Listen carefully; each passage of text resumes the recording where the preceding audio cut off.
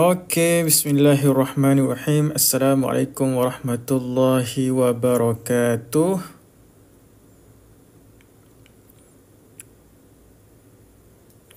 Okay, bismillahirrahmanirrahim. Assalamualaikum warahmatullahi wabarakatuh. Tahniah untuk tuan-puan yang join live saya pada malam ni. Maaf malam ni lambat sikit saya nak saya bermula live. Dah lepas settle semua, ada training pula malam ni. Dan kemudian petang tadi pun siang tadi banyak aktiviti lah. Banyak kena ada appointment anak dekat hospital macam mana. Jadi tuan-puan, malam ni saya masih kekal konsisten pada hari yang keempat untuk berkongsi ilmu kepada tuan-puan, ilmu tentang macam mana tuan-puan boleh membina kekayaan hasil daripada emas. Okay? Apa yang kita kena faham, emas ni bukan satu-satunya aset yang emas ni tak ada keajaiban lah. Apa yang tuan-puan kena faham, emas ni tak ada apa-apa keajaiban. Beli emas dapat emas, beli emas 10 dinar dapat emas 10 dinar, beli emas 5 dinar dapat emas 5 dinar, beli emas 10 gram dapat emas 10 gram lah, ataupun beli emas 20 gram tuan-puan akan dapat 20 gram. Okay? Emas ni tidak ada apa-apa keajaiban. Kalau tuan-puan terima tawaran beli emas dapat leverage 10 kali ganda, ataupun beli emas dapat dividen, lebih baik tuan-puan lari cepat-cepat. Itu confirm skim cepat kaya yang bertopengkan emas. Okay? Jadi siapa-siapa yang masuk live saya pada malam ni boleh tap screen sekejap supaya saya nampak sikit ada orang like lah dekat sini, supaya tak adalah nampak telur ayam dekat situ. Okay? Jadi malam ni saya nak berkongsi ilmu kepada tuan-puan. Macam biasa, ilmu tentang macam mana tuan-puan boleh bertambah kaya dengan emas. Okay? Sebelum saya nak teruskan dengan lebih lanjut, macam biasa saya kongsikan ilmu yang mahal daripada apa yang saya belajar daripada mentor saya, penulis buku Wang Emas dan buku Misi Bebas Hutang, iaitu ilmu tentang membina kekayaan. Okay? Ramai orang dekat luar sana dia nak membina kekayaan, tapi dia pun tak faham apa istilah kaya yang sebenar. Okay?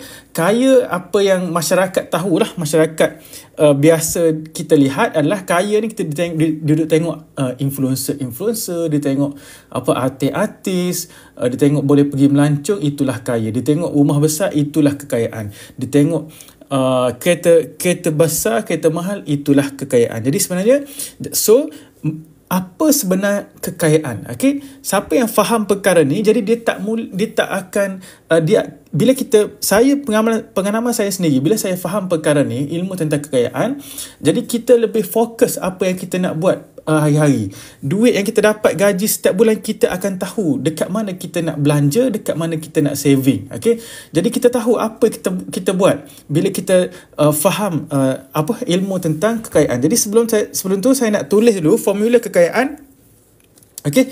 Kaya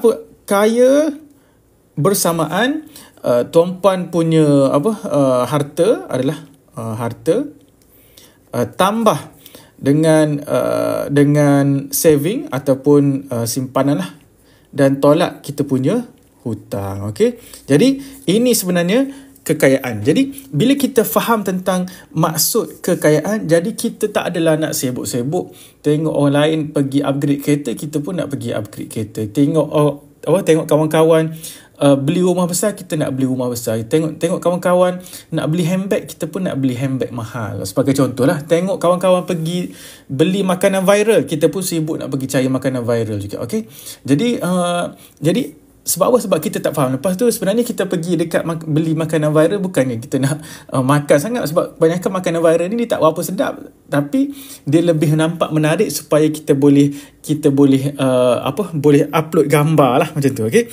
Jadi sekiranya tuan-puan ada apa-apa persoalan tentang emas, tentang kewangan dan tentang public goal, boleh tinggalkan dekat ruang komen. Saya cuba bantu membimbing tuan-puan setakat apa yang saya tahulah. Okey, setakat ni saya berpengalaman membimbing masyarakat menabung emas daripada tahun 2016 sampailah hari ni. Status saya dalam public goal ni master dealer lah. Okey, jadi tapi status dalam public goal ni tak penting bagi tuan-puan. Yang penting apa yang tuan-puan boleh dapat daripada live saya pada malam ni. Okey, apa sebenarnya kekayaan? Okey, kekayaan adalah ini apa yang saya belajar daripada mentor saya, Tuan Muhammad Zulkifli bin Syafi'i, penulis buku Wang Emas dan buku Misi Baba Hutang. Okey. Hari ni kalau tuan-puan hilang punca pendapatan, okey. Anda katalah tuan-puan hilang pendapatan, okey. Hilang pendapatan. Kekayaan adalah berapa lama kita masih boleh bertahan selagi mana kita hilang punca pendapatan. Okay? Ada orang dia masih boleh teruskan kehidupan dalam tempoh setahun. Ada yang boleh teruskan hidup, anda katalah kita hilang punca pendapatan 6 bulan. Ada yang boleh kekal sebulan. Ada yang tak ada langsung. Okay? Tak ada langsung, maksudnya kosong. Okay? Jadi, bila tuan-puan faham tentang kekayaan yang sebenar adalah berapa lama kita boleh bertahan bila kita hilang punca pendapatan. Okay? Jadi, macam mana kita nak tahu, kita nak ukur berapa lama kita boleh bertahan adalah kita menggunakan formula yang ni. Okay? Iaitu kita ada harta, saving dan kita punya hutang. Okay? Jadi, hari ni tuan-puan, siapa-siapa yang join live saya pada malam ni, okay, siapa-siapa join awal, maksudnya tuan-puan akan faham apa istilah kekayaan yang sebenar. Okay? Dekat luar sana ramai yang salah faham. Okay? Dia ingat kaya ni macam mana. Okay? Salah faham tentang kekayaan. Okay? Ramai yang salah faham. Kaya ni dia ingat apa? Ada rumah besar. Rumah besar. Ada kereta. Kereta besar, kereta ni. Okay? Kereta sport ke kereta mewah. Itulah kekayaan. Itu adalah salah tanggapan masyarakat dekat luar sana. Ataupun boleh pergi melancong. Okay? Itu kekayaan. Okay? Kalau melancong, tuan-puan guna personal loan ke macam mana, itu adalah sebenarnya kita bukan kaya tapi kita berhutang untuk kita tunjukkan kemewahan. Okay? Apa yang kita kena faham adalah tuan-puan kena faham kaya tak sama, kaya lain, mewah lain. Okay? Kalau hidup kaya dengan hidup mewah ni tak sama. Okay? Ada orang kaya, dia kaya tapi dia hidup biasa-biasa. Okay? Ada orang dia tak berapa nak kaya tapi dia gaya hidup mewah. Okay? Kaya dan mewah ni satu perkara yang tak samalah. Jadi itu yang kita kena faham. Okay? Jadi sekarang ni tuan-puan dah faham apa istilah kekayaan. Okay? Saya ulang balik, kekayaan adalah berapa lama tuan-puan boleh bertahan dalam jika hilang punca pendapatan. Okay? Ada mungkin tuan-puan anggap tak mungkinlah hilang punca pendapatan, hilang income. Aku ni kerja kerajaan. Sebagai contoh, kalau hari ni antara pekerjaan yang stabil adalah siapa-siapa kerja kerajaan lah. Maksudnya income dia confirm dapat lah. Okay? Jadi tuan-puan kena ingat, okay, kita hilang punca pendapatan ni ada banyak sebab. Okay? Kenapa hilang punca pendapatan? Kenapa hilang income? Hilang income. Okay? Kalau kaki tangan swasta, mungkin hilang income sebab company. Okay? Maksudnya di luar kawalan kita lah. Okay? Hilang punca pendapatan ni mostly disebabkan oleh di luar kawalan kita. Okay? Sebab company nak bankrupt, company ni tutup. Seperti waktu COVID dulu. Okay? Waktu COVID banyak syarikat tutup dan ramai pekerja kena buang. Okay? Yang kedua, mungkin kita tak sihat. Maksudnya faktor kesihatan. Okay? Kita tak sihat lah. Maksudnya kita dah tak mampu untuk bekerja. Okay? Sama ada kita accident macam mana, na'udzubillah. Tapi faktor diri kita, kesihatan diri. Okay? Yang ketiga, mungkin faktor kesihatan orang lain. Ini yang mai tak perasan tuan-puan. Kesihatan anak, kesihatan isteri kita, kesihatan parent kita, yang menyebabkan kita tak boleh nak pergi kerja, kita kena jaga mereka. Okay? Ini antara hilang punca pendapatan. Okay? Tapi katakanlah tuan-puan ada income yang cukup, ada passive income. Tapi walaupun kita terpaksa tak kerja, tapi kita masih boleh jaga parent, itu yang dipanggil kita ada income yang tak kerja tapi masih dapat income, iaitu passive income. Okay? Jadi sebelum saya teruskan dengan lebih lanjut, saya nak tuan-puan faham dulu apa maksud kekayaan. Kekayaan ialah berapa lama kita boleh bertahan kalau kita hilang punca pendapatan. Dan antara salah faham tentang kekayaan adalah rumah besar ni, gaji besar tu lagi. Ni ada juga yang silap, iaitu dia ingat gaji besar. Gaji besar aku semakin kaya. Okay? Kaki tangan awam. Siapa dekat sini kaki tangan awam yang bekerja kerajaan, katanya tahun depan naik gaji lah. Okay? Bila naik gaji, belum apa-apa kita dah fikir dah. Kita dah fikir, oh tahun depan naik gaji 1,000. Kita cari apa kereta yang kita boleh pakai, baru nampak naik gaji lah. Maksudnya dengan naik gaji tahun depan, tapi sekarang ni kita dah fikir dah kereta apa kita nak upgrade. Okay, jadi naik gaji tapi katakanlah hutang kita meningkat, sama juga kita tak akan bertambah kaya. Okay, jadi kekayaan itulah istilah kekayaan yang sebenar. Okay, tahniah untuk yang siapa yang join. Okay, sambil-sambil tu tuan-puan boleh tap screen dulu supaya mungkin live ni boleh tersebar manfaat. Mungkin sebab tuan-puan tap screen ni, mungkin tuan-puan live ni boleh pergi ke lebih ramai audien dekat luar sana. Okay? Dan secara tak langsung tuan-puan pun dapat pahala disebabkan support saya punya live. Okay? Okay, jadi itu tentang kekayaan. Okay? Tentang kekayaan. Harta pula macam mana? Okay? Harta, sebagai contoh tuan-puan ada harta. Okay? Harta ni macam mana? Rumah sebagai contoh. Rumah ni rumah yang macam mana? Rumah sewa, bukan rumah yang duduk sendiri. Rumah yang kita duduk sendiri, okey, mungkin tak nampak sangat. Okey. Rumah yang kita duduk sendiri adalah beban. Okey, rumah sewa, apa lagi? Tuan-puan ada kebun ataupun dusun. Tuan-puan ada apa? Lot kedai. Maksudnya hartanah lah, rumah ataupun hartanah lah. Okey. Ataupun tuan-puan ada bisnes. Bisnes. Okey, macam-macam bisnes. Okey. Bisnes dengan bekerja sendiri ni tak sama Okey. Kerja sendiri tak semestinya kita buat bisnes. Okey. Bisnes ni maksudnya ada orang lain bekerja untuk jalankan kita punya bisnes dan duit masuk kepada kita. Okey, bisnes. Jadi bisnes sebagai contoh bisnes public goal ataupun apa-apa bisnes apa-apa bisnes sekalipun okey. Ini adalah tentang harta. Okey. Harta juga mungkin tuan-puan ada satu online platform, sebagai contoh blog. Okey, setiap kali siapa-siapa pembaca masuk dekat blog blog tuan-puan dapat dapat commission daripada sebagai blogger. Mungkin blog. Okey, ataupun tuan-puan ada akaun TikTok, tuan-puan ni influencer. Okey, setiap kali tuan-puan dapat view, view tu bersifat pasif, maksudnya ada orang tengok video tuan-puan dapat duit daripada situ. Mungkin lah, saya pun tak pasti sebab saya memang tak buat duit lah dengan blog ke dengan apa. Saya fokus blog dan TikTok saya adalah fokus kepada menyampaikan ilmu saja. Okey, saya tak buat duit dengan live, saya tak buat duit dengan dengan konten, saya tak buat duit macam itulah. Okey. Apa lagi? Ini antara contoh harta. Okey, business public goal juga harta. Okey, dan setiap bulan ni berapa duit masuk ke dalam poket tuan-puan. Jadi apa yang kita kena faham adalah harta adalah apa yang menyebabkan duit poket masuk. Okey, harta ni duit masuk. Kalau liability adalah duit keluar. Okey, sebab tu saya bagi tahu rumah sewa adalah duit masuk. Okey, tapi rumah kita duduk sendiri adalah liability. Okey, maksudnya setiap bulan kita kena bayar untuk duduk rumah dekat situ, duit masuk. Okey, anda katalah total jumlah ni, jumlah setiap tahun lah, kita kira setiap tahun lebih senang, adalah RM50,000.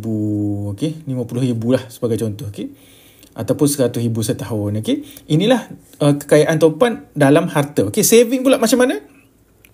Okey, saving saving minimum 3 bulan pendapatan.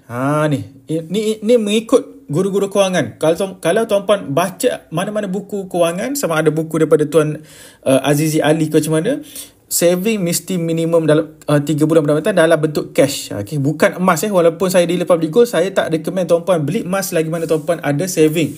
Belum ada saving dalam bentuk cash, kecuali katakanlah tuan-puan susah nak menabung. Okey, dah cuba dah banyak kali dah nak simpan 3 bulan pendapatan dalam bentuk cash, tapi simpan sikit-sikit, lama-lama masih sikit. Simpan awal bulan, hujung bulan korek balik. Simpan awal tahun, hujung tahun pun tinggal kosong. Yang ni baru saya recommend tuan-puan menabung dalam bentuk emas. Sebab apa? Emas ni sudah terbukti bahawa emas ni dia kalis, bukan sekadar kalis boros, tapi dia kalis inflasi lah. Okey, siapa-siapa ada emas, okey, siapa-siapa ada emas, sentiasa tengok emas ni. Okey, sentiasa tengok hari-hari tengok pun tak apa emas ni. Okey. Sebab apa? Emas ni semakin selalu kita tengok aura dia, kita rasa nak tambah lagi dan tambah lagi lah, macam saya sekarang ni. Okey. Dulu saya selalu beli 1 gram macam ni. Okey. Tapi katakanlah tuan-puan selalu tengok emas, rasa nak tambah lagi. Okey, sampai ada beratus-ratus gram. Okey. Jadi tapi kalau duit tuan-puan dalam bank, jangan selalu tengok tuan-puan. Kalau tu duit tuan-puan dekat dalam bank, kalau selalu tengok akan cepat habis. Okey. Jadi berbeza emas kena selalu tengok, duit dalam bank jangan selalu tengok. Okey. Jadi okey, itu tentang saving. Saving mungkin cash 3 bulan pendapatan, sama ada ASB ataupun tabung haji ke macam mana. Dan dekat mana-mana lah, mungkin tuan-puan ada fixed deposit ke macam mana, itu adalah saving dalam bentuk cash. Saving mungkin dalam bentuk emas. Okay, sama ada emas gold bar, dinar, ataupun barang kemas. Barang kemas pun sebenarnya boleh dijadikan kita punya saving lah. Maksudnya harta. Maksudnya saving kalau berlaku apa-apa kepada diri kita dan keluarga, kita boleh jual dan dapatkan cash. Maksudnya sebenarnya kita jarang guna istilah jual emas. Okay, sebenarnya kita bukan jual emas, kita cairkan emas. Cairkan emas untuk digunakan kepada keperluan-keperluan yang lain. Okay.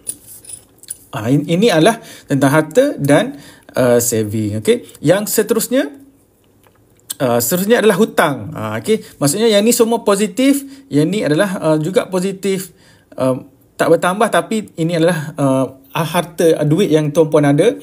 Hutang ni macam mana? Mungkin tuan-puan ada kad kredit punya hutang, personal loan, loan rumah, housing loan, ataupun hutang alung macam mana. Ini adalah semua hutang. Jadi tuan-puan tengok balik kewangan tuan-puan hari ni, yang mana lebih besar, dua ni ataupun yang hutang. Okey, jadi itulah kekayaan yang sebenar. Okey, ada orang dekat luar sana tuan-puan, gaji dia 10,000 sebagai contoh. Okey, gaji dia 10,000. Okey, gaji dia 10,000, tapi setiap bulan dia belanja RM10,200. Maksudnya setiap bulan dia akan negatif 200. Okey, ini katalah Ali lah, Ali.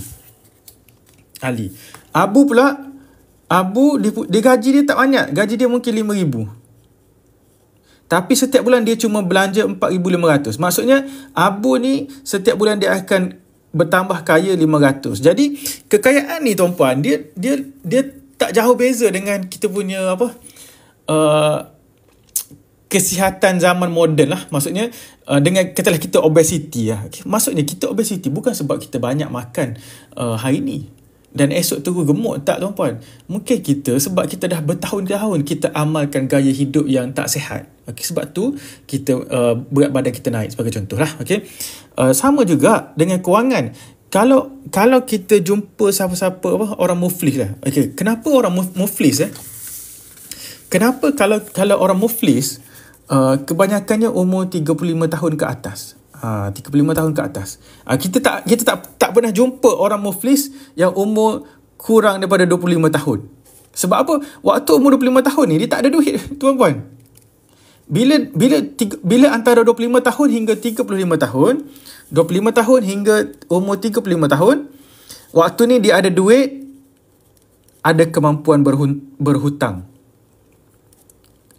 Bila ada duit, ada kemampuan berhutang, tapi tak ada ilmu, last kali kita jatuh muflis. Okay? Sebab itulah mentor saya selalu pesan, bukan emas yang membuatkan kita kaya, tetapi ilmu. Okay?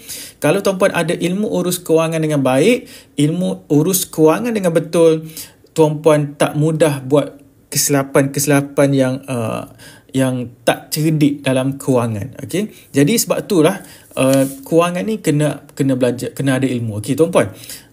Saya baru dengar, saya ada dengar ceramah satu ustaz tu, okey. Dia bagi tahu kebersihan ni kena diajar. Okey, kebersihan. Kalau kita fikir logik lah tuan-puan, okey, kebersihan ni satu common sense.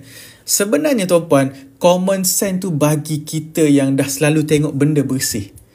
Sebab apa?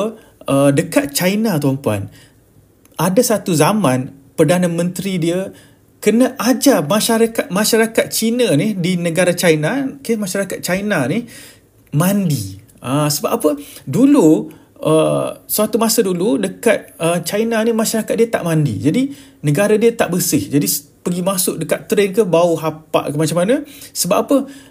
Tak mandi tu adalah common bagi dia. Sama juga dalam kewangan tuan-puan.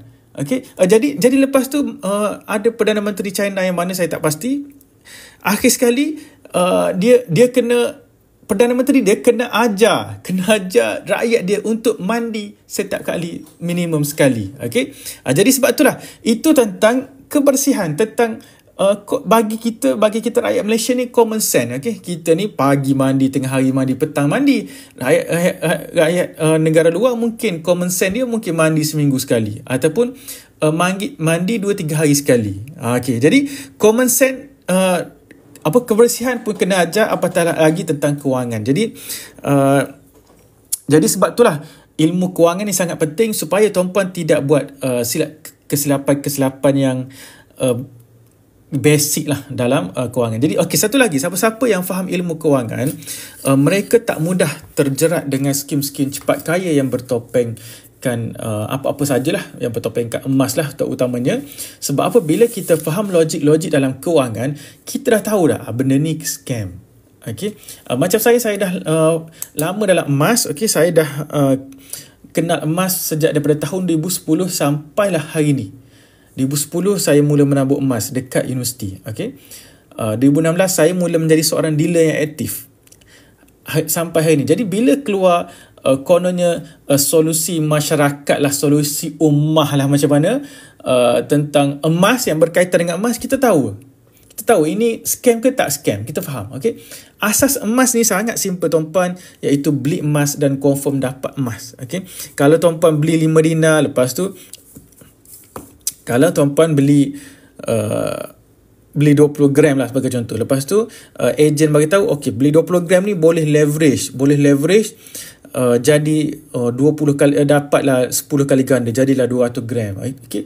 Itu sebenarnya itu sebenarnya ilmu songsang dalam emas lah. Dan saya rasa hari ni kita dah tak dengar lah ejen-ejen syarikat tersebut buat promosi tersebut. Sebab apa? Sebab kita dah tengok payment semua dah delay semua, ramai yang dah terlingkup dan sampai stres. Okay? Tuan-puan, waktu sibuk-sibuk pasal scam ni, beberapa bulan lepas lah, okay, banyak berita yang saya terima, ada sampai bercerai, sampai stres, sampai nak gila, sampai jual rumah 500,000 dapat duit dan invest terhadap emas leverage. Okay?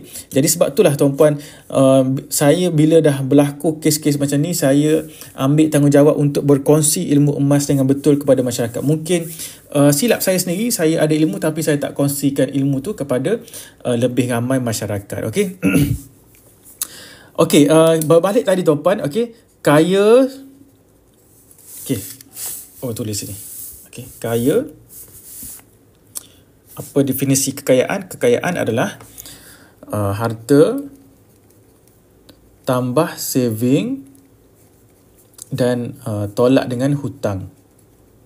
Okey, ini jadi kalau tuan-puan dah faham basic perkara ni, maksudnya kita senang untuk pergi next step. Jadi setiap bulan ni apa kita kena buat? Okey, jadi apa kita kena faham? Okey, setiap bulan kita mesti ada positive cash flow setiap bulan. Maksudnya kita ada saving setiap bulan. Okay? Salah satunya adalah emas. Okay? Okay, kalau tuan-puan nak ada duit 1,000, 2,000, 10,000 pun susah, okay, dalam tempoh setahun sebagai contoh. Okay? Jangan tuan-puan pergi sibuk-sibuk untuk melabur. Sebab apa? Pelaburan adalah kita nak jadikan duit kita yang lebih supaya ada pelaburan sebenarnya kita nak melabur guna duit lebih. Bukanlah kita tak ada duit lebih, kita melabur untuk ada duit lebih. Faham? Okay? Maksudnya kita melabur guna duit lebih. bukannya kita melabur untuk dapat duit lebih. Itu asas yang kita kena faham. Okey, jadi sebab itu dalam formula kekayaan ni langsung tak ada apa tentang pelaburan. Okey, pelaburan ni adalah untuk siapa-siapa yang ada duit lebih, untuk elakkan duit tu dia beku dekat situ. Okey, bila kita melabur, sebagai contoh tuan-puan beli hartanah sebagai contoh, dia beku dekat situ. Okey, bila kita melabur, sebagai contoh tuan-puan beli hartanah sebagai contoh. Okey, beli hartanah, kita boleh sewakan, kita dapat cash flow. Maksudnya siapa-siapa yang nak beli hartanah, maksudnya dia ada duit lebih. Dia ada duit duit modal untuk deposit beli rumah sebagai contoh. Okey. Jadi berbalik kepada formula ni, okey. Pertama sekali, apa setiap kita sebagai seorang pekerja, okey, yang bekerja, yang ada income, minimum kita kena saving setiap bulan adalah sebanyak 10%. Okey, ini menurut pakar kewangan Malaysia, Tuan Azizi Ali, okey. Tuan Azizi Ali, okey. 10% ni macam mana? Paksa diri macam mana 10% kita tetap kena ada saving lah, okey. 10% ni maksudnya, anda katalah tuan-puan gaji 5,000 sebulan, saving minimum mesti 500. Kalau gaji 10,000, saving 1,000. Okey, ini minimum lah, okey. Tapi saya dulu, waktu saya baru-baru kerja sebagai seorang engineer dulu, saya gaji sekitar 3,000, saya saving RM1,500. Okey, 1,500 lah lagi tu barulah saya buat sebagai belanja. Okey, jadi semakin banyak tuan-puan saving setiap bulan, semakin cepat tuan-puan bertambah kaya. Okey, jadi paksa diri untuk saving. Dan nak saving ni sampai bila tuan-puan? Sampailah kita jadikan saving tu dah jadikan habit dah. Okey, jadi berapa banyak nak saving? Untuk dalam bentuk cash, 3 bulan pendapatan. Okey, 3 bulan pendapatan ni macam mana? Maksudnya, bila 3 bulan pendapatan ni, maksudnya kalau kita gaji kita 5,000, kita kena ada 15,000.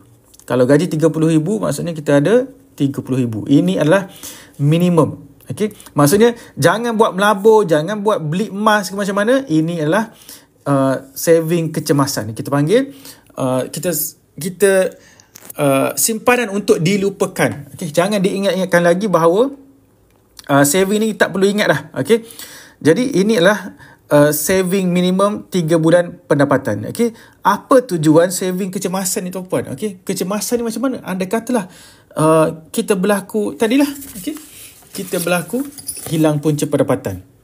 Jadi kalau siapa-siapa ada 3 bulan saving, maksudnya dia boleh teruskan kehidupan selama 3 bulan. Sambil-sambil 3 bulan ni kita boleh cuba cari pekerjaan yang lain lah. Okey, antara salah tanggapan saving kecemasan, ni ramai yang tak perasan. Okey, yang pertama, yang bukan kecemasan. 1, raya. Raya bukan kecemasan. Kita dah tahu dah tuan-puan, tahun depan, tahun 2025, sekitar bulan 3 ataupun bulan 2 atau bulan 4, kita akan puasa dan raya. Kita tahu dah. Jadi, apa persediaan kita? Anda katalah kos hari raya kita ni average lah sekitar 1,200. 1,200, maksudnya kita kena simpan minimum 100 bulan. Okey, duit raya ni kita simpan dah. Masuk dalam sampul ke, masuk dalam tabung duit now ke macam mana? 1,200, simpan RM100 sebulan. Yang kedua, road tax. Ni ramai tak perasan. Okey, dia ingat beli kereta mahal-mahal, dia fikir pasal minyak. Dia fikir pasal beli kereta, dia fikir loan. Dia fikir loan. Kos kereta banyak lagi tuan-puan. Road tax, maintenance. Okey, ini semua kos kereta. Okey, ramai yang tak perasan. Okey, dia tengok dia tengok gaji dia, okey, dia tengok katalah tahun depan gaji dia naik RM extra 1,000. Oh, okey.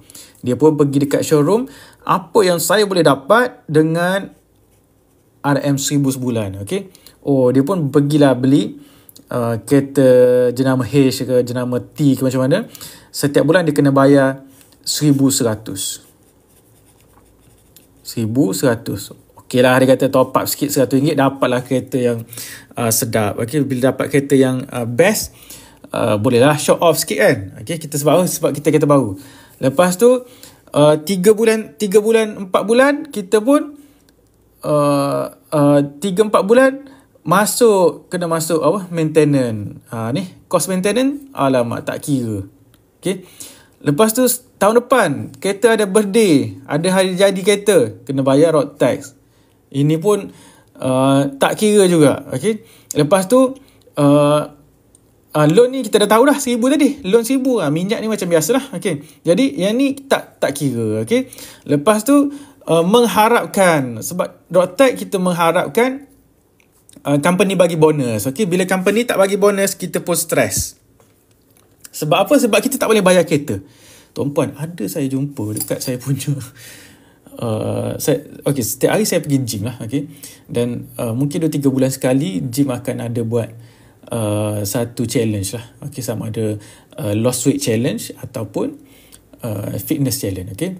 Jadi ada ahli-ahli gym saya dapat tahu lah, dia nak menang challenge ni sampai dia tak makan nasi sebulan. Apa sebab nak menang challenge? Saya tanya, lepas tu ada yang tanya, kenapa sampai macam tak makan nasi sebulan ni kan? Kita pergi gym nak sihat, bukan sekadar nak kurus kan. Oh, dia kata dia nak macam mana pun dia nak kena menang challenge ni. Sebab apa? Sebab dia nak kena bayar road tax. Itu yang kena faham. Jadi tuan-puan, kalau nak beli kereta, bukan sekadar tengok berapa bayaran bulanan. Okey. Dan duit-duit yang ni bukan kita guna daripada bukan daripada cash kecemasan. Kita kena duit lain. Maksudnya duit gaji kita setiap bulan kita kena simpan siap-siap supaya kita boleh bayar ni setiap tahun. Okey. Ataupun anak sekolah bukan kecemasan. Kita tahu dah anak kita tahun depan sekolah. Okey, sebagai contoh. Apa lagi? Bulan 12 kita nak pergi melancong. Kita tahu dah bulan 12 ni cuti sekolah, kita nak pergi melancong. Jadi itu bukan kecemasan. Kita kena prepare siap-siap. Okey. Itulah antara kecemasan. Tapi ramai dekat luar sana tuan-puan nak saving, walaupun gaji 10,000, gaji 5,000, nak ada saving 3 bulan pendapatan susah. Nak ada saving RM 10,000 pun bukan main susah. Tak capai. Okey. Tapi bila menabung dalam bentuk emas, kalau yang macam ni susah nak menabung dalam bentuk cash, menabung dalam bentuk emas. Okey. Jadi hari ni tuan-puan, kenapa menabung dalam bentuk emas? Yang pertama, emas ni ubat boros. Emas ubat boros. Hari ni tuan-puan, kalau tuan-puan masuk mall, tuan-puan bawa RM100 sebagai contoh. Okay? Tuan-puan bawa dekat mall, masuk mall bawa RM100, dan RM100 tu confirm, saya rasa masuk mall sekali tu habis lah. Okay? Sebab apa? Bila masuk mall dengan family ni, confirm lah anak nak beli aiskrim, lepas tu kita rasa nak minum kopi, lepas tu beli grocery sikit, beli makan lunch sebagai contoh. Yang ni confirm dah lebih RM100. Okay. Jadi sebab apa kita pergi mall? Sebab kita ada duit dalam poket RM100. Okay. Kalau kita tak ada duit dalam poket ni, confirm kita tak berani lah nak pergi mall. Jadi kita tak payahlah pergi mall. Kalau sekadar nak window shopping, tak payah pergi mall. Jadi kita pun duduk rumah. Daripada kita pergi mall, kita pergi taman. Bawa anak pergi taman, lebih jimat kos. Okay. Jadi tapi RM100 ni nak letak dekat mana? Saya recommend tuan-puan menabung dekat akaun Masget Public Gold. Dekat macam ni. Okay. Dekat Public Gold ni tuan-puan, kita boleh menabung dengan serendah RM100 saja. Okay. RM100 tadi, anda katalah tuan-puan bawa pergi mall habis, tapi dengan Public Gold tuan-puan, RM100 tuan-puan boleh top up saja dekat sini.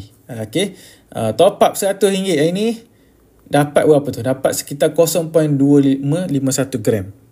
Jadi daripada tuan-puan habiskan duit, tuan-puan dah faham ilmu tentang kekayaan tadi, macam mana nak bertambah kaya, iaitu kita kena ada saving, kena ada harta. Sebelum kita membina harta atau membeli harta, kita kena ada saving dulu. Okay?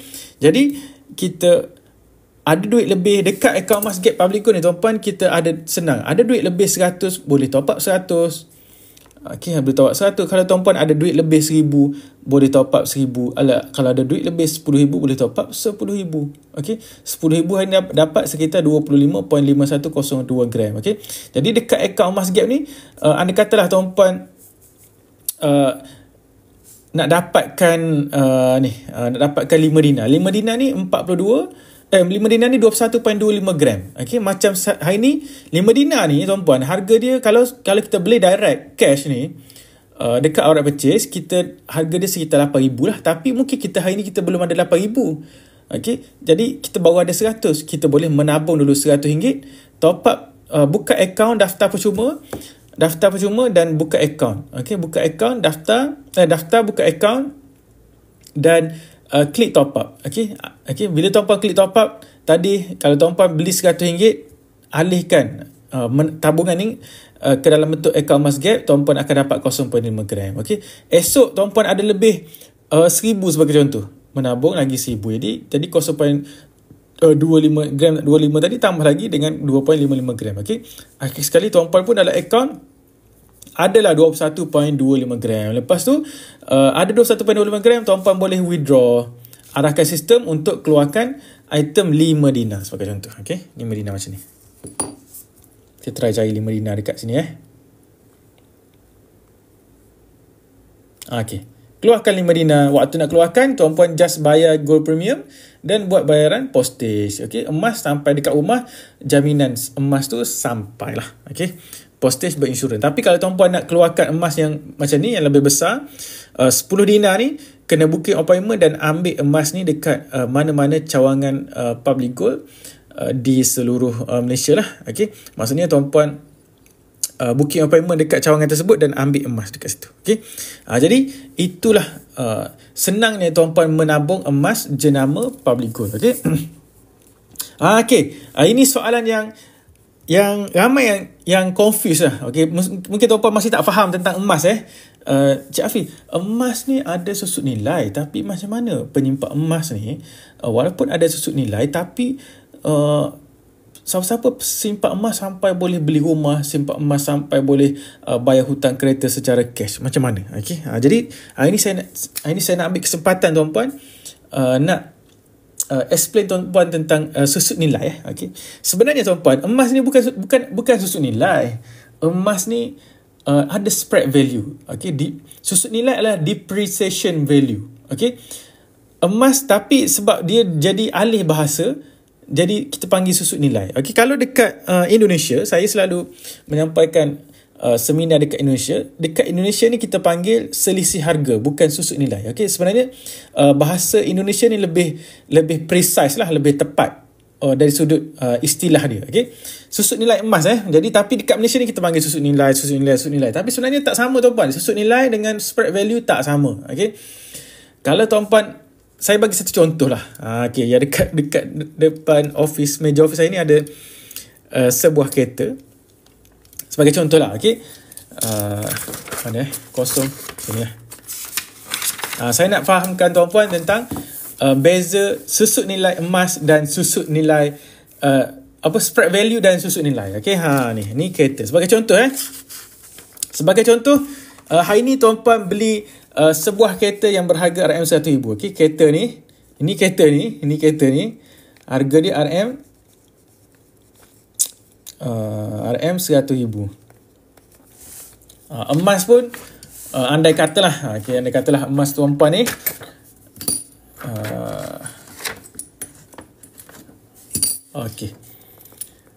andai katalah emas ni pun harga dia RM100,000 total. Okay, sekiranya tuan-puan ada apa-apa persoalan tentang emas, tentang kewangan ataupun tentang apa-apa yang saja yang saya sampaikan tadi, boleh tulis dekat ruang komen. InsyaAllah saya cuba bantu setakat apa yang saya tahu. Saya Hafiz Syafiee, saya dealer emas Public Gold. Saya aktif membimbing masyarakat menabung emas sejak daripada tahun 2016 sampailah hari ini. Jadi kerja saya dealer Public Gold ni adalah menyampaikan ilmu tentang emas. Okey, hari ni kalau tuan-puan nak beli emas, saya sangat recommend beli emas dengan Public Gold sebab bimbingan daripada saya ni hanya percuma saja. Okey, kalau tuan-puan pergi beli emas dekat luar sana, pergi beli emas dekat kedai emas sebagai contoh. Okey, tuan-puan pergi beli emas dekat kedai emas, sebaik saja tuan-puan beli emas, hari ni esok tuan-puan dah tak ada apa-apa hubungan dah dengan pekedai emas, dengan toket emas tu. Okey, dia jual emas dah.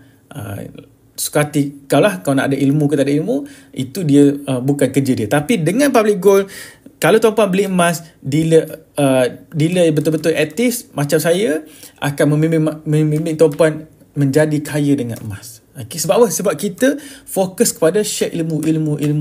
Bukan emas yang membuatkan kita kaya, tetapi ilmu. Okay?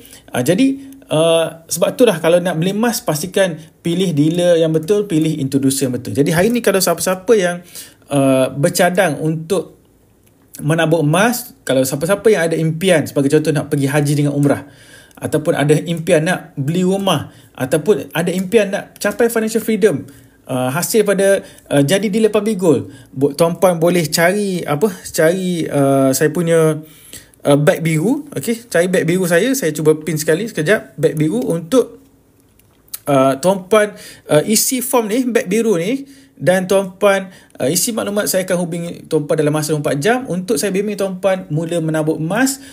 Kalau ada bajet 100 dah boleh menabung 100, ataupun kalau tuan-puan ada bajet untuk jadi dealer ke macam mana, saya akan guide tuan-puan apa step-step tuan-puan jadi dealer. Ala-ala dah menabung emas, tuan-puan boleh jadi dealer lah. Okey. Dan introducer ni tuan-puan dah tak boleh tukar tuan-puan. Hanya sekali saja pilih, dan introducer ni akan bersama tuan-puan sampai bila-bila lah. Okay. Jadi, saya nak explain tentang spread value tadi. Spread value. Okay. Spread value ni bukan susut nilai. Sepatutnya bukan susut nilai, tapi ia adalah selisih harga. Okay. Lee Mak Lee, misi tentang financial freedom. Alhamdulillah, insyaAllah. Okay. Hari ni, anda katalah tuan-puan pergi beli, ada duit 100,000 duit 100,000, tuan-puan ada 200,000. Okay, ada 200,000. Ada 200. Okay. 100,000 tuan-puan pergi beli kereta. 100,000 lagi tuan-puan pergi beli emas. Okay. Anda katalah tuan-puan baru bersara, pencen ke macam mana, ada duit cash 200,000 untuk tak tahu nak buat apa, kereta tak nak fikir pasal repair kereta, nak beli kereta cash. Orang beli kereta cash 100,000, dapatlah ni Raptor. Tapi Raptor bukan 100,000 lah, saya rasa Raptor ni hampir 300,000. Tak apalah, kita anggap sajalah kereta ni harga 100,000. Dan yang ni emas ni harga, yang ni kereta, yang ni emas. Okay. Tuan-puan beli pada tahun 2024. Yang ni pun beli tahun 2024. Okay. Tuan-puan, susut nilai ni maksudnya, hari ni katalah tuan-puan beli sebuah kereta hari ni. Okay, beli sebuah kereta. Hari ni tarikh 10 hari bulan 10 24. Lepas tu tuan-puan pakai sekejap, next week 15 hari bulan 10 24 nak jual dah. Sebab apa? Alamak, tak best lah kereta ni. Hari ni tuan-puan beli 100,000 confirm, pada 15 hari bulan tuan-puan nak jual dah tak dapat dah 100,000. Nasib baik, kalau tuan-puan nasib baik, tuan-puan dapatlah 90,000. Nasib baik lah. Okay, sebab apa? Kereta ni kalau dah keluar 2 tayar daripada tuan-puan kedai kereta, showroom ke macam mana, dia tak dapat dah harga asal dah, confirm. Okay, sebab tu siapa-siapa yang beli kereta, sebelum keluar 2 tayar daripada kedai kereta tu, okay, tuan-puan kena pastikan semua clear dulu. Kalau lepas keluar, tuan-puan baru perasan, ada cala lah. Itu dah tak boleh nak jual balik dah. Okay, itu kalau jual 15 hari, selepas 15 hari. Okay. Macam mana pula dengan spread value? spread value, katalah hari ni 10,000. 10,000 lah. Hari ni 10 hari bulan 10. Macam mana spread value emas? Hari ni 10 bulan 24. Tuan-puan beli emas harga 100,000. Okey. Lepas tu tiba-tiba 15 hari bulan, tuan-puan memang betul-betul terdesak nak pakai duit. Okey, walaupun kita tak recommend, walaupun sepatutnya kalau tuan-puan sebelum beli emas ni, tuan-puan make sure emas ni adalah emas yang tuan beli ni adalah wang lebihan. Okey. Jadi spread value emas pada good adalah 9%. Maksimum 9%. Kalau item yang lebih besar, spread value dia lagi rendah. Maksudnya, katakanlah dianggarkan 10 hari bulan ni dengan 15 hari bulan ni harga emas sama. Okey. Harga emas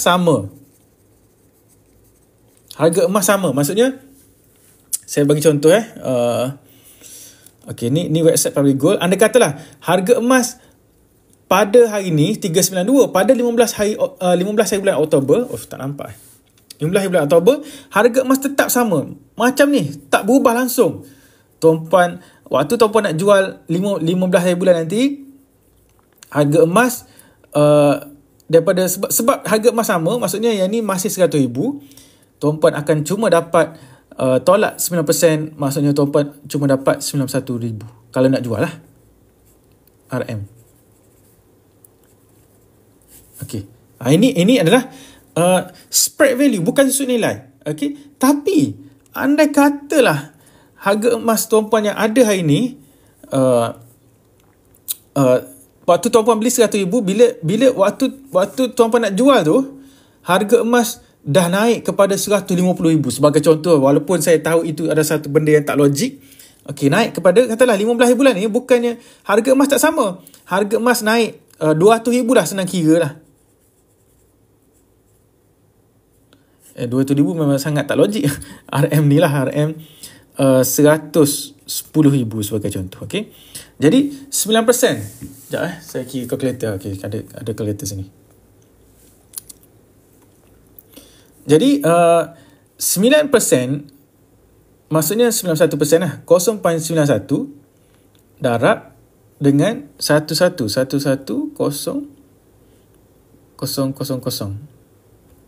Maksudnya tuan-puan boleh jual emas tu dengan harga ni. Harga dia 100,100. Okay. Walaupun dia tetap ada spread value, tapi spread value dia dikira daripada harga semasa lah. Jadi nampak tak apa perbezaan spread value dan susut nilai. Yang ni susut nilai, yang ni susut nilai.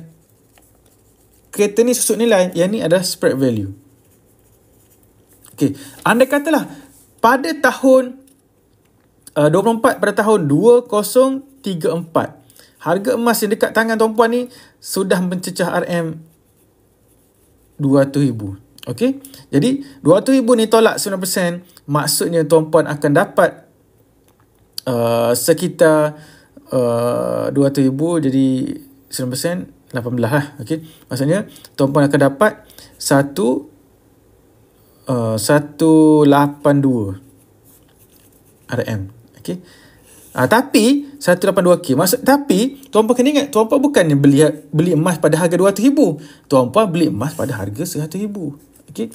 Selisih harga bermaksud adalah perbezaan harga emas jual dan harga emas kita beli. Okey. Kalau dekat website Public Gold ni, PG sell ni maksudnya harga PG jual. PG buy maksudnya harga emas PG beli. Okey. Jadi tolak dua ni adalah maksimum 9%. Kalau emas 1 kilogram, yang ni cuma 6%. Jadi itulah sebenarnya spread value, selisih harga. Macam kita pergi dekat money changer lah. Okey. Dekat money changer, kita tak boleh kalau kita duk tukar-tukar duit, confirm lah duit kita habis. Sebab apa? Sebab ada spread value dekat situ. Okay. Sama juga emas. Anda katalah tuan-puan beli emas hari ni, esok jual, beli emas hari ni, esok jual, confirm rugi lah. Jadi kita menabung emas ni untuk tabungan jangka masa panjang lah. Okay.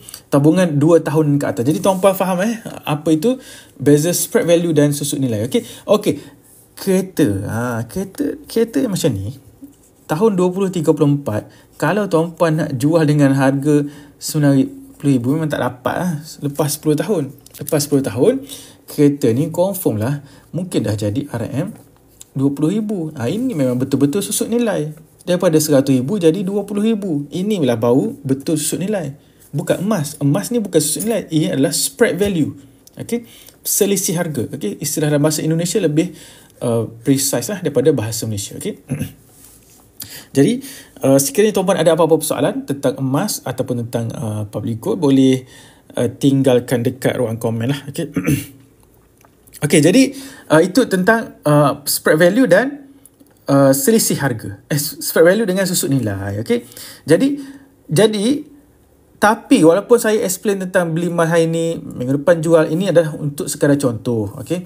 Emas ni tuan-puan, bukannya tuan-puan nak beli emas hari ni nak jual esok. Tak. Okay, ada beberapa keadaan yang saya tak recommend tuan-puan beli emas. Okay, saya tak recommend. Yang pertama, saya akan bagi tahu dulu, emas ni bukannya tuan-puan guna duit nak beli susu dan pamper anak. Maksudnya guna duit yang duit ni saya nak beli emas hari ni sebab saya dan bulan depan saya nak jual. Itu saya tak recommend. Saya bagi tahu siap-siap, cik, tuan, puan, cik puan tak sesuai beli emas. Sebab apa? Emas ni dalam tempoh jangka masa panjang, harga emas confirm naik disebabkan adalah duit ada susut nilai lah. Susut nilai. Tapi katakanlah puan nak beli emas hari ni nak jual balik bulan depan, saya tak pasti harga emas bulan depan berapa. Harga emas dalam jangka masa pendek ada turun dan ada naik. Jadi saya tak recommend beli emas hari ni dan jual balik bulan depan. Okay? Sebab apa? Kadang-kadang ada orang ingat, saya nak kahwin. Jadi dia pun pergi tengok video TikTok. Nak kahwin kena beli emas. Okay? Dia tak faham. Nak kahwin ni ada dua. Okay? Nak kahwin ni sama ada nak gunakan sebagai modal kahwin ataupun nak beli emas sebagai hantaran kahwin. Macam saya beli 10 dinar. Tunjuk lagi. Okay. Saya waktu saya masih student, saya dah ada sekitar 20 dinar. Maksudnya 5 dinar saya ada 5 keping. Okay. Ini emas ni public dah tak jual dah, design lama lah ni. Okay. Ini adalah emas design public yang lama yang saya dah beli waktu saya masih student lagi. Jadi saya jadikan dinar saya ni sebagai emas kahwin. Dan saya serahkan emas ni kepada saya punya wife. Alhamdulillah, hari ni walaupun dah masuk tahun ke-10 saya mendirikan rumah tangga dengan wife, 20 dinar ni masih kekal bersama saya dan bersama dia lah. Okay? Tapi anda katalah waktu saya beli waktu tu, harga 20 dinar ni, waktu saya tahun 2014 tu, harga 20 dinar cuma sekitar 10,000. Hari ni 20 dinar tuan-puan dah dekat 30,000. Okay. Jadi bila anda katalah, kalau saya fikir balik, kalau saya bagi 10,000 kepada wife waktu tu, confirm 10,000 tu habis lah. Tak sampai setahun 2 tahun habis. Tapi bila bagi emas, ia bertahan lama. Tapi ada juga siapa nak kahwin, dia nak jadikan modal kahwin. Maksudnya untuk urusan catering, beli pelamin, sewa pelamin, fotografer semua tu, dia nak beli emas untuk jadikan lepas tu 2-3 bulan lagi dia nak kahwin, dia pun nak jual, nak jadikan modal untuk buat perkara ni. Tak sesuai. Tapi katakanlah beli emas untuk hantaran kahwin, itu sesuai. Okay, itu yang pertama. Yang kedua, anda katalah tuan-puan beli emas guna duit yang nak pakai hari ni, guna duit nak beli pampers anak, itu tak sesuai. Okay? Maksudnya duit beli pampers anak, duit beli beras, itu tak sesuai beli emas. Okay? Satu lagi, anda katalah tuan-puan nak beli emas sebab ada baru ni saya dapat mesej, saya dapat mungkin dia dijangkakan dapat panggilan haji pada tahun depan. Tahun depan pergi haji.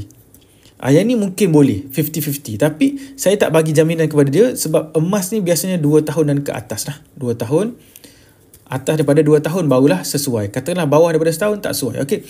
Apa saving kita atas 2 tahun yang melebihi 2 tahun? 2 tahun sebagai contoh. Dana pendidikan anak-anak. Pendidikan. Okay. Kita tak tahu tuan-puan, anak-anak kita nanti 20 tahun lagi masih ada tak PTPTN? Masih ada tak? Tak tahu. Okay? Dana pendidikan anak-anak. Lepas tu, kalau tak ada, takkanlah kita ni ibu apa nak biarkan anak kita tak belajar. Tak. Kita memang kalau about education memang kita kita nak all out lah untuk anak-anak kita supaya anak-anak kita ni ada ilmu, okey, dan ada pendidikan. Ataupun tuan-puan yang siapa-siapa yang merancang untuk bersara selesa, okey, bersara selesa. Okey, bersara selesa ni tuan-puan, okey, 10,000. Okey, anda kata dah tuan-puan ada 10 gram. Okey, 10 gram ni sebenarnya cukup sekitar 4,000 sampai bila akan cukup untuk kita bersara dengan selesa lah. Okey, sebenarnya duit beli kopi beras ni ratus-ratus je sebulan. Okey, ratus-ratus sebulan. Okey, sekitar 1 gram. Maksudnya 10 gram ni sekadar untuk beli keperluan betul-betul asas dah cukup untuk bersara selesa selama 10 bulan. Okey, mungkin tuan-puan ada yang bagi tahu, alamak, Cik Afiq, kita ada KWSP lah, ada KWSP 1 juta. Sebagai contoh lah. Okey, jom kita kira. Cukup tak siapa-siapa yang merancang untuk bersara dengan selesa dan dia rasa tuan-puan kena tonton, kena stay saya punya live ni. Okey, saya nak jom kita sama kira lah. Okey, kita buat kira-kira. Cik Hafiz, saya ada di saat saya bersara saya akan ada RM 1 juta KWSP. Okey. Okey. Sebagai contoh sebagai contoh. KWSP 1 juta. Kita buat kira, siapa-siapa yang nak bersara selesa boleh stay dulu. Kita buat kira supaya tuan-puan fikir betul-betul. Betul tak tuan-puan boleh bersara dengan selesa lah. Okey. Okey, tuan-puan ada duit dalam KWSP RM 1 juta. Duit dalam KWSP RM 1 juta hari ni. Katalah tuan-puan akan bersara tahun ni lah. Okey. 24 tuan-puan ada RM 1 juta. Maksudnya mungkinlah tuan-puan bersara umur 50 ke 55 tapi KWSP tuan-puan ada 1 juta. Okey, 1 juta. Okey, anda katalah hari ni tuan-puan hari ni kita umur 60 tahun lah. Okey. Dan kita biasanya akan hidup majoriti umat Nabi Muhammad ni akan hidup sampai umur 75 tahun. 70 tahun lah saya bagi maksimum lah 75 tahun. Okey, maksudnya kita ada berapa? Kita ada 15 tahun untuk teruskan hidup selepas kita pencen, selepas kita bersara. Okey, 15 tahun maksudnya dalam duit 1 juta ni kita perlukan RM 1 juta. Okey. Kita bahagi kepada 15. Kira sekejap. Okay, phone saya ni phone dalam format Indonesia. Sebab phone ni saya guna untuk saya buat konten business Indonesia. Okay, 1 juta. 1 juta bahagi dengan 15. Okay, maksudnya setiap tahun kita ada 66,000 lah. Ataupun 70,000 lah senang. Okay, 70,000. Okay, maksudnya kita ada duit 70,000 setahun untuk kita bertahan selama 15 tahun. 70,000 bahagi dengan 12. Maksudnya kita ada duit 5,800. Senang, kalau nak senang kira kita buat 6,000 lah. Okay. Maksudnya setiap bulan kita akan hidup dengan duit maksimum 6,000 dan kalau kita guna 6,000 kita boleh bertahan selama ni. Selama 75 tahun lah. Okay.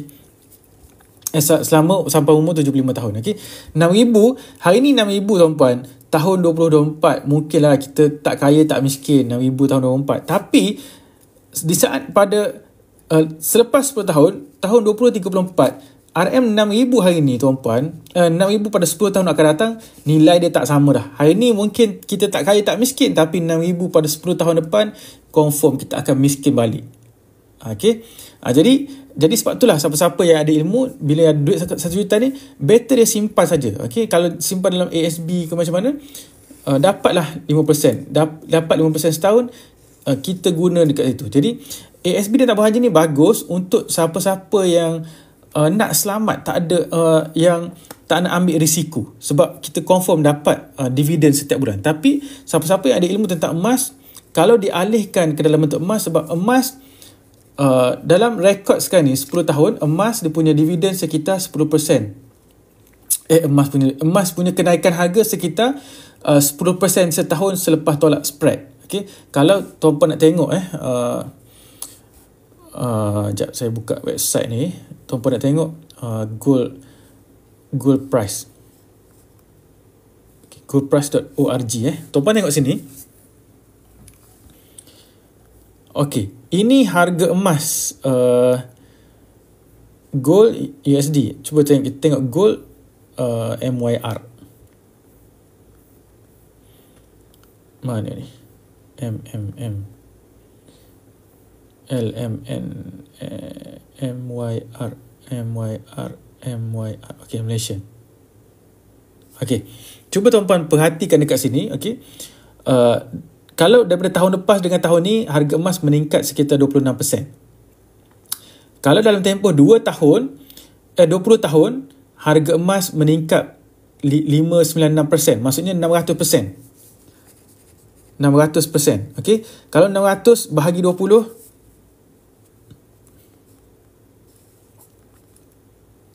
maksudnya sekitar 30% setahun, average 30% per year. Jadi sebab tu saya bagi tahu kenaikan harga emas dalam tempoh 20 tahun minimum 10%. Maksudnya ni bersih. Jadi kita dapat ASB sekitar 5%, tapi siapa-siapa ada ilmu, dia beli emas dengan ilmu yang betul, dengan bimbingan dealer yang betul, dia akan dapat sekitar kenaikan harga emas tu sekitar 10% dah bersih dah. Okey, jadi itulah antara kelebihan emas okey. Sekiranya tuan-puan ada apa-apa soalan, saya live mungkin dah tak lama, boleh tulis dekat komen ataupun boleh hubungi saya untuk saya bantu tuan-puan. Untuk saya bantu tuan-puan mula menabur emas. Boleh isi form dekat bawah ni untuk saya bimbing tuan-puan A to Z menabur emas. Adakah tuan-puan ni sesuai tak beli emas, macam mana tuan-puan nak bertambah kaya dengan emas. Boleh isi form, ataupun tuan-puan nak belajar dulu, nak belajar ilmu tentang emas, boleh tonton video-video saya, sama ada dekat video dalam YouTube, dalam TikTok yang ni ataupun TikTok saya yang ada 50,000 follower tu.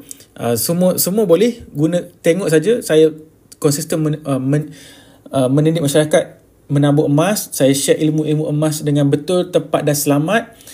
Saya bukan siapa-siapa tuan-puan, tapi saya belajar pada mentor saya, Tuan Muhammad Zulkifli bin Syafi'i.